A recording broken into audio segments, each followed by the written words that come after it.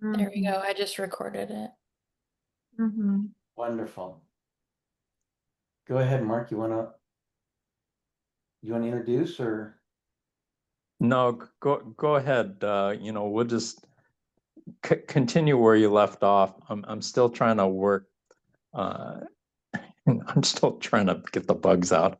No worries. Let me just start by saying first, thank you to God and thank you to Mark and this incredible community, the Cancer Conquering community, which is an assembly of most important, incredible, resilient, courageous warriors I've ever been assembled with. And thank you, Mark, for giving me the opportunity to share my knowledge, training, experience, and wisdom with this community. As you heard with Chantelle, one of our two incredible daughters, you could just see her beauty, her resilience, her angelic presence. My wife and I are all at fault for that and their genetics, for creating such incredible women of strength, of worth. They are incredible. They are intelligent. I think you've witnessed that. Definitely need to see Chantel's podcasts and the She Is Worthy community. What's amazing to me, and we're so proud of them, is that I've had a chance to have, God's support through them, my wife and her sister. John, can you go ahead and mute? And Mark, are you able to mute John? That way, there we go. So, can you see me okay? Mm-hmm. Yeah. So, as I was saying, I just want to say a disclaimer real quick, and then I'll give a 30-second. This information has not been independently verified by the FDA. It will never be, or Big Pharma. And it is designed to, give hope, like Mark said, hope, inspiration, and resilience and wisdom to all those amazing survivors and warriors in this community and beyond. And I have had the opportunity of sharing 45 years of experience as a holistic chiropractic physician and registered nurse and nutritional expert and director of hospice services. That's changed my life and changed the life of many that I've had the opportunity to touch. So I was a nurse since high school, and then, my background is less important than the support and the struggles and the journey. But I was diagnosed in 1993 with a life-threatening rare blood disorder that happens in children under one, pregnant women, and adult females, and basically has forced my platelet count to be near death threatening levels, putting me at risk for bleeding to death, that Chantelle and her sister have experienced pretty much their entire lives. But it has forced me to promote the highest immunity and the highest um, resilience through nutrition and wellness and godly lifestyle that I could get. So over the years, throughout my work life, interrupted by 3 or 4 times a year of, 6 days of steroid rescues after emergency room visits to save my life, albeit because of the support through God and Jesus of our family, the girls, my wife, uh, couldn't have done it without them. Hard to be strong at that time, but I just want to tell you, my wife was a former trauma nurse and she's a nurse practitioner. So she worked in the emergency room and she worked in the intensive care unit and she worked in places where people are near death. So she is incredibly skilled, not only in psychology, but she's incredibly skilled at keeping things all together at the time of crisis. And my kids, the girls, have gotten through that because of her. And because we didn't want to give them scares. It's a scary experience when, you know, the doctor calls the kids or Jackie into the room to say goodbye to their father. You know, how do you deal with that once, let alone multiple times throughout their upbringing? Yet, you know, my cheer and hope and faith and Jackie's ability to keep it all together in the face of that calamity. So Jackie, just an example, she would be working like in the trauma center and receiving patients from helicopter paramedics. They'd be coming in after a near-death experience, trauma. It would be, you know, excitement. It would be, you know, you have to be focused when you're in that situation, saving someone's life in the emergency room, helicoptered in from a trauma or car accident. So she'd be standing in the stairwell, literally, of the trauma center, receiving the patient on the helipad, and have to keep it all together, bring them into the emergency room, work on them with the doctors and fellow nurses to save a life. At the end of the day, and she would share this, she had it all together. They saved lives, or they managed people in the loss of their lives and their families. And when she got home, she would fall apart, and that's when the emotion would come out. But at the time of the crisis, my wife has a unique gift. And it's one of the things I love about her, is that she could look the kids in the eye and say, honey, Papa's going to make it. Dad's going to get through this. God is going to pull us through. You have to remain faithful. You know, it's not the end. So we need to stick together and support each other right now. We need, you know, it's not wipe your tears. It's like we have to be strong for Dad. And God will get us through. And every time. And we're talking 87 near-death experiences with that scenario. So this is only a God thing. There's no other reason why.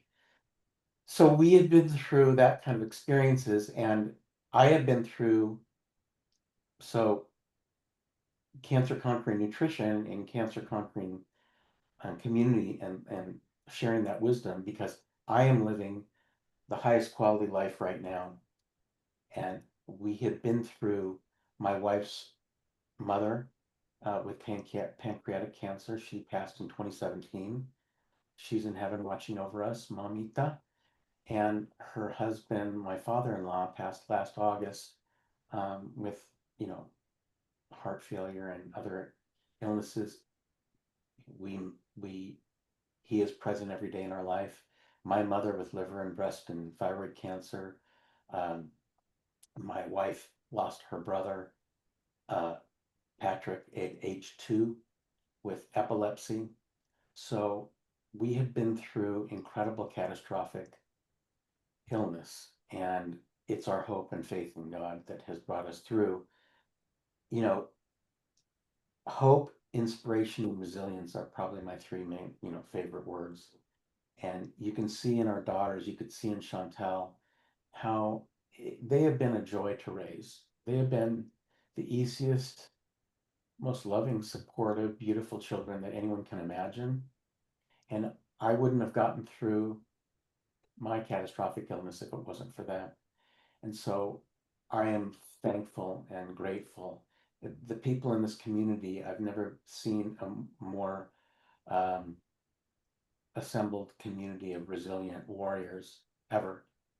And Mark, you know, the fact that you're bringing this platform to a global stage is incredible. I am just grateful that you've given me the opportunity, and Chantelle. Chantelle, actually, on her She Is Worthy podcast, which I encourage everybody to go and watch, she's got a gift. She transforms into this incredibly magnetic, wise beyond her years speaker and sharing of her wisdom. And she's only 33. I mean, I'm 63. I'm 30 years beyond her, and she shares wisdom beyond her years, and that everybody can relate to. Everybody that listens to our daughters speak or write, or they're writing, they write incredibly well as well. everybody hear them can resonate with the message and the struggles and it doesn't matter the challenge, it does not matter the disease, it does not matter the struggle or the illness. If you have a mindset of hope, resilience, and inspiration, and you can put the right stuff in your body that's clean, a clean body will heal itself. And if you can do that with the right guidance and the Lord's guidance and mercy, you can heal from anything. And if the Lord has the ability to uh, allow a certain illness for whatever reason, he also has the abilities with the right conditions set up mentally, physically, spiritually, socially, emotionally to heal from any illness, including cancer. We've seen it in our own family. A lump in a breast that went away because of faith and hope, and our other daughter that could have taken her life. Conditions and illnesses in our own lives that, because of the grace of God, have overcome. And that's only possible through God's mercy. So this is very real. You know, my favorite vitamin is vitamin, what is it? G. G. What's G stand for? Gary. Just kidding. G for gratitude. The attitude of gratitude, like Chuck Swindoll in his attitude poem, the attitude of gratitude is so important. And then what's the other favorite saying? God's delays. Or not God's denials. How important was that saying to you growing up, Chantelle? What did that mean to you? It was everything. It's something that I repeated in the hospital room. It's something I repeat now when I feel like I don't get what I desire. I always have to realize it's God's plan, not my own. Um, and it's something that I stand by. I always say to myself, it may be a delay, but it's not God saying no. It's not his denial. It's just a not yet. It's just a not the right timing. So I definitely live by that. And one thing I wanted to say too is that I think God so strategically placed mom in a place of being a trauma nurse for the purpose of being your trauma partner, because I don't think that there would be a better equipped partner to handle everything that we went through without the resilience of a woman that has been through it with multiple people and now had to practice that in her own home. Yeah, and it's incredible because I'm glad you brought that up. The difference between Chantelle and Nicole, they're both brilliant, beautiful, intelligent, wonderfully well-spoken, well-read, and they have the ability. And you look at the beauty in Chantelle's face. I mean, she is clear, clean, unadulterated, resilient beauty. I mean, her lifestyle that we've tried to impart, she's practicing what she preaches in clean living. You could see it in her face. Same with Nicole. When they're in front of people that are in the middle of traumatic death, or they've just lost their baby, or they're in jail, that like Nicole deals with. The difference between Nicole and Chantelle, they're both resilient, beautiful, intelligent, well-spoken, well-read. But let's look at the Bible story of Shadrach, Meshach, and Abednego jumping into the fire and being, in Solomon's times, and Jesus is in there with them, and three people, Shadrach, Meshach, and Abednego, go into the fire, live, and come out, and Jesus is in there as well. So Nicole is like Shadrach, Meshach, and Abednego. She'll jump into the fire and fight to the death and protect and support. Chantelle will be out rallying the crowd to say, "Hey, you got to have hope and believe in the faith, and that God's going to pull you through this." But she won't jump into the fire, and she doesn't like hospitals or medical stuff.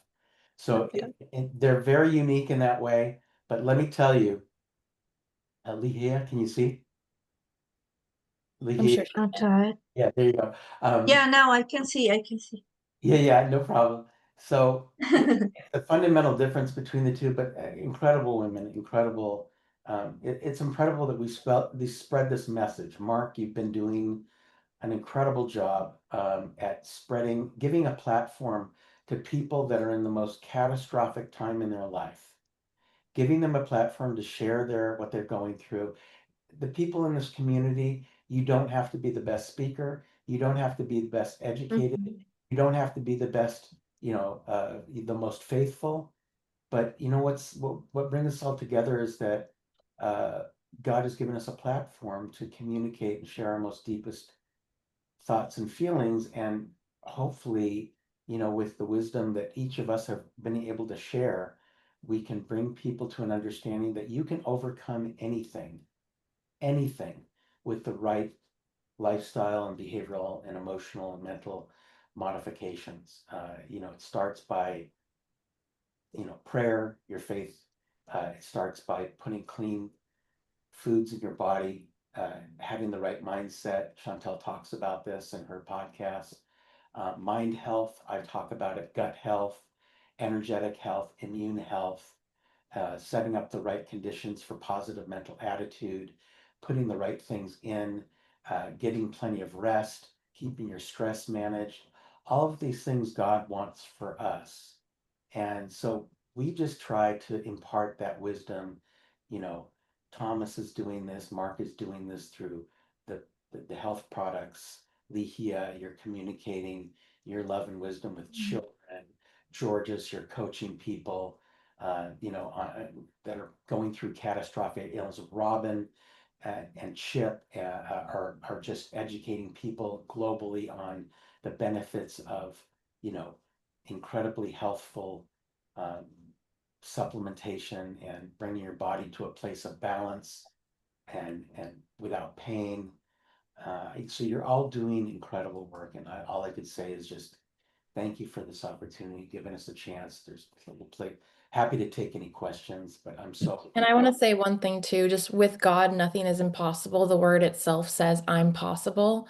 So if you're ever in a situation and you feel like this is impossible, just remember the word itself that God created says, I'm possible. One poem that stuck with me that my mom had on the side of my room growing up, and you guys might be familiar with it. It's a very famous poem. It's called Footprints in the Sand. And it's something that I resonate with any situation you go through. When you're going through the heart and the rut of a really hard and difficult situation, you may feel, if it doesn't turn out the way that you want it to go, you may feel like God's not there and you had to walk through this alone. And the poem is an image of footprints in the sand, and you see one set of footprints. And the poem starts out with a woman saying, God, why weren't you there for me? Like you could see it was just me walking alone. Like you said you would be there and you weren't there for me. And God replies and he says, do you see those footprints right there in the sand? Those are my footprints. I was carrying you through those times. Those are my footprints. And so whenever you're in a situation like that and you may not see or feel God, just know he is carrying you through it. And you may not know that reason now, but you'll know it later. I never knew why I went through what I went through with my dad, feeling like, why did I have to grow up like this? Why couldn't I just grow up with a quote unquote healthy family? Like, this is not fair. And now I realize my purpose is to help other women and help other people that hear my voice. And I'm just the microphone, but it's God's voice at the end of the day. Question for both of you. And I'm gonna go to Chantelle first. What is your current perception of death? And how did that perception evolve throughout the years? Yeah, that's a great question. For me, my perception, death is so equivalent to faith, and it's what you think of it. I have very, very high faith, and I know that death is not a stopping point for me and my family and our beliefs. It's a starting point. So, although earthly death might be very difficult to manage and accept, it's real and it's something that we all will face at one point. But the more important part is how we've lived our life. Have we lived it with faith in mind, with putting God first? Have we lived it to our fullest with grace and grit? And, when I was younger, death was very scary. And, being human, death is still very scary. But the part of that that keeps us going is knowing that both my dad, my mom, my sister, and I, have all high faith and we've learned to put our trust in God. And one of my favorite verses in the Bible is that there will be no tears in heaven. So while things may be sad on earth, we know that there is a time where we're gonna rejoice again. We're gonna be happy. We're gonna have no tears again. And I think although it's scary living with a father that has a disease where you never know, you also have to realize that that disease is that perception should be for everyone. We all, disease or no disease, we never know. So it's the same mindset. It's not just because my dad, he's not different than anything else. He just has a little gold sticker on his heart. That's the only difference. Today could be my last day. Like you never know.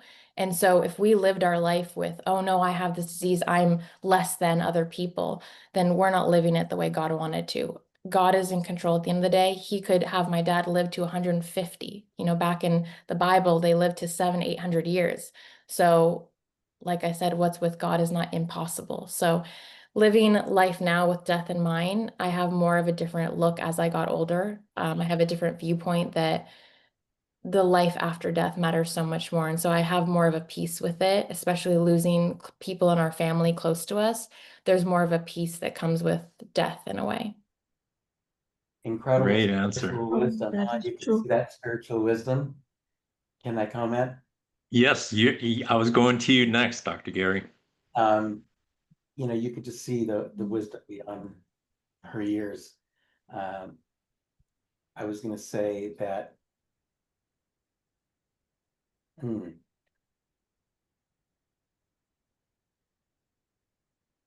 I didn't lose my train of thought. I'm just, Death, life.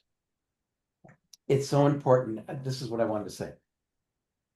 Your condition, be that what it may, does not define you. Mark has brought this up. Chantelle has brought this up in all of her podcasts. Your condition, your circumstances do not define you. How you approach those circumstances and the support that you have in the course of that journey is what defines you, and how you approach and how you put that into perspective, and who you know is who's at the wheel. Is God and Jesus at the wheel? Or are you being led by society? Society is not the leader of our life. And like Chantelle said, looking right or left, that's why horses have blinders on. You want to just focus on your goal, your task, your mindset. You don't want to be distracted by the world's dysfunction. And the world is dysfunctional. We live in a chaotic, dysfunctional, godless world. And so, unfortunately, we're the few, the proud, and I wish it was the many, the proud. But you could see that the majority of this community have God at the center of their steering wheel and their helm, and their guidance is because of godly guidance. And either way, you could see that. You could see that in the words that we're sharing today.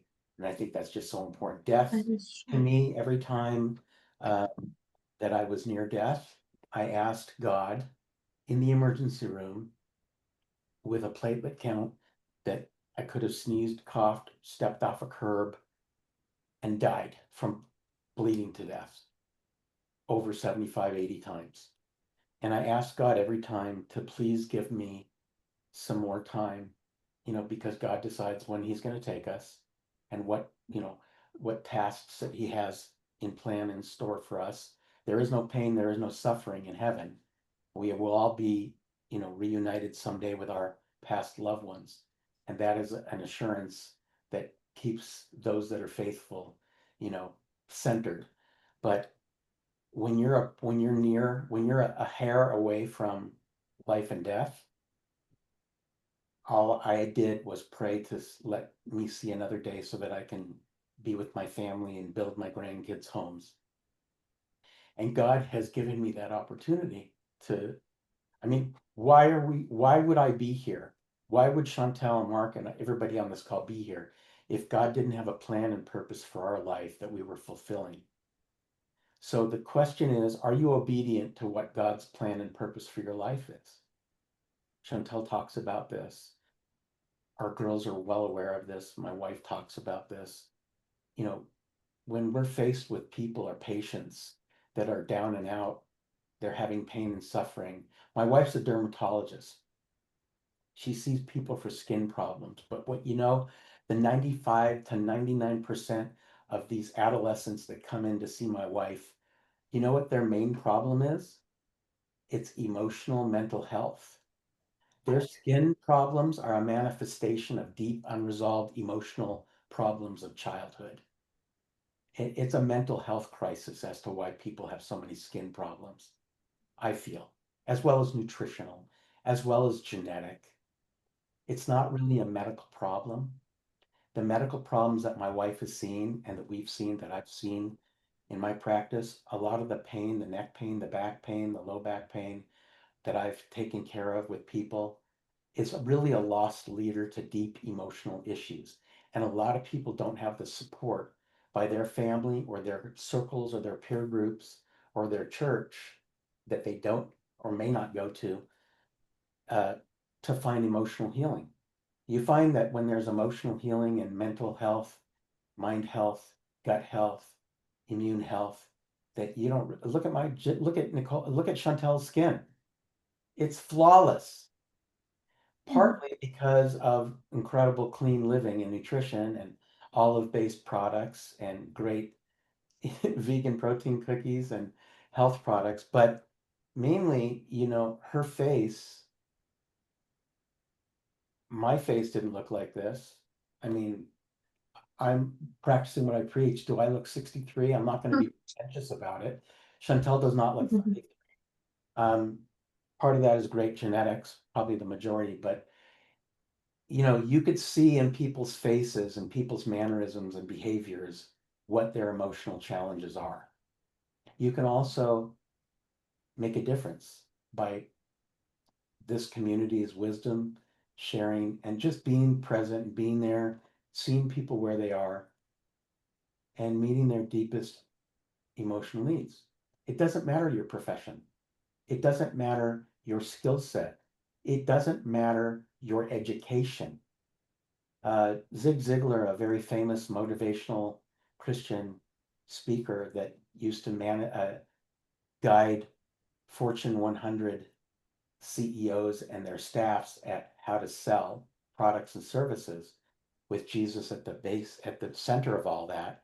He used to say, it's your attitude, not your aptitude, that determines your altitude. So what does that mean? How far you're going to go in life is not determined by your academics, your bachelor's degree, your master's degree, your doctorate, your experience, your education, your knowledge, and your training. But your attitude, hopefully driven by God, of gratitude, and how you approach life and life's challenges will take you to levels and heights you've never experienced. We're seeing that in our daughters. We're seeing that in our lives, despite every calamity and every challenge, even cancer. So that's what I wanted to bring about. It's a blessing. Every day is a Thank, blessing. Cherish. thank you, Dr. Gary. I have a question for Chantelle. Yes. How do you think, of course you don't know, but your family is incredibly close. And I think a lot of it has to do with everything that your dad has been through. Let's say, for instance, your dad didn't have what he has. Do you think your family would be this close if not for his circumstances? Yes, I do think so, just because of our personalities and our emotional capacity. We're a very loving family. And I don't think that was a result of my dad's disease. I think it just was highlighted because of my dad's disease. I don't think it was the reason. Um, of course, situations like that bring you closer together. But without that, I think we just all have our own love for each other. And God is love at the end of the day. And because God was introduced from day one, it's been the core and the center of our family. We grew up going to church together. We grew up being very intentional. We didn't have all these electronics in our household. We did have TV and stuff, but nowadays people have so many electronics that take away from human connection. And that was something that was very important in our family, is that we would still go to parks. We would still go on bike rides. We grew up in a very active family that brought us closer. And so that's something that I hope to bring to my future family is, even though I'm a tech manager, it's funny, but separating the two and being able to have that human connection. So social norms are there, and loving the human body and human emotions and seeking to understand. There's a lot of virtues that my mom and dad instilled in us at a very young age that it only made us stronger when situations came to the forefront and our family had to grow closer. But it definitely was not the reason we are a loving family today. I think it's just highlighted what was already there. Well said. What are your thoughts on that, Dr. Gary? I was hoping you would ask. Chantel, spot on. We were blessed to just come together. Jackie, from a conservative Catholic, beautiful family. You do marry into your spouse's family. We were blessed because the kids early on got to see what a loving, God-fearing family was like. The kids got a chance to go to the homeland in Ecuador. We've been there, many times. They got a chance to see how the nuclear family, the God-driven nuclear family, is the center of civilization as we know it. And I feel, terrible about people that didn't have that opportunity or don't have that opportunity. But we see in society what happens when children and families don't have that nuclear united, um, God-driven effort. But we did, and we got a chance to experience just all the love and the support.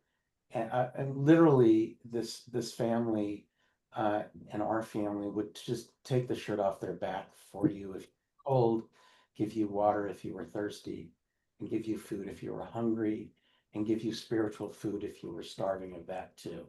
And so we had really a blessing by having all of these components put together.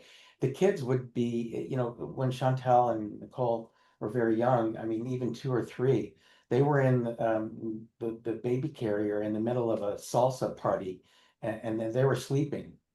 How do you sleep in the middle of a loud Latin salsa dance party?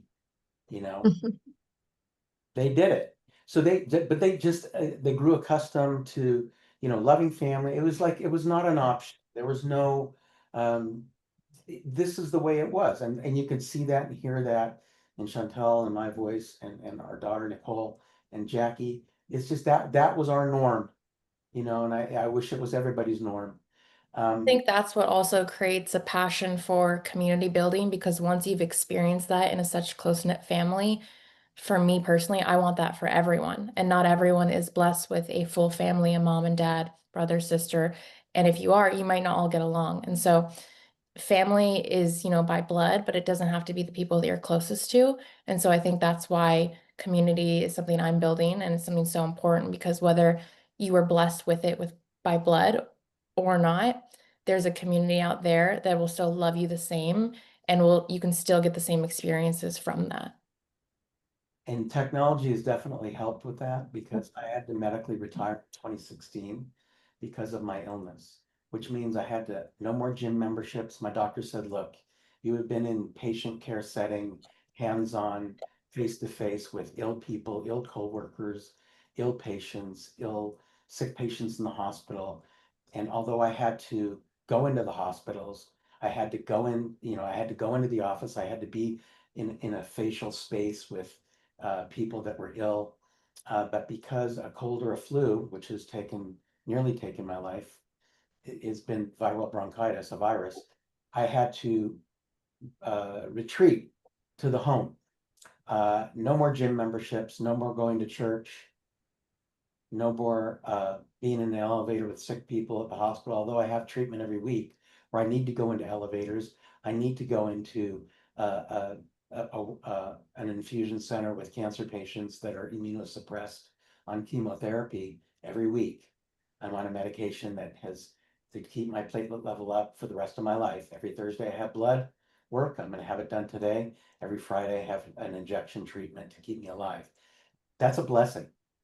But I'm around sick people now, but because my immune health is at its highest, I believe, I'm maintained, and I've never felt this good in my life because I'm on the good regimen, clean, healthy regimen. Um, we're just blessed to be able to, in the face of people that are sick. Even my wife was ill last week. Uh, we had to be in separate rooms, but we're in the same house. I didn't get sick. So that's a testimony to me being in a better state of immunity. And it's important. So despite, even if you don't have the opportunity to go to church or a gym, I swim every day in the pool. What's the nice thing about swimming in rainy weather is that you can get wet. So I got wet this morning in rainy weather. Thomas, yes, we're in Southern California. So even though there's drizzle, it doesn't mean that you have to stop doing what you're doing. But even though we have technology now, that can bring, like Chantelle's podcast and Mark's podcast, to the world. Look how many countries Chantelle's speaking in. And she just lights up on stage. It's like, it's a gift. It's a gift. So when you have that kind of gift where you can communicate and magnetically reach every person, child and adult, in their deepest struggles, and actually have an impact like Charlie Kirk did, may he rest in peace, in heaven, that is a gift, and nobody will take that gift away. Charlie's legacy will live on. Jesus's legacy is living on every day. He was put to the cross, and under the most, he said, you'll be persecuted for your faith. I think we saw that in Charlie. We see that every day in our own lives. Somehow the devil tries to steal and take away what the goodness is, but you know what? That will never prevail. God's faith and Jesus will always prevail. So if you can believe, you can achieve, you can conceive, and the goodness will come to you. And thank you for giving us this platform. And thank you so much, Chantelle, Dr. Gary, everybody who's joined us today. We are going to complete today's recording, the second part, due to a power outage at my house that was brief, thank goodness. So I just want to thank everyone for joining us here at the Cancer Conquering Community, and we will see you next week back here, same time, same place.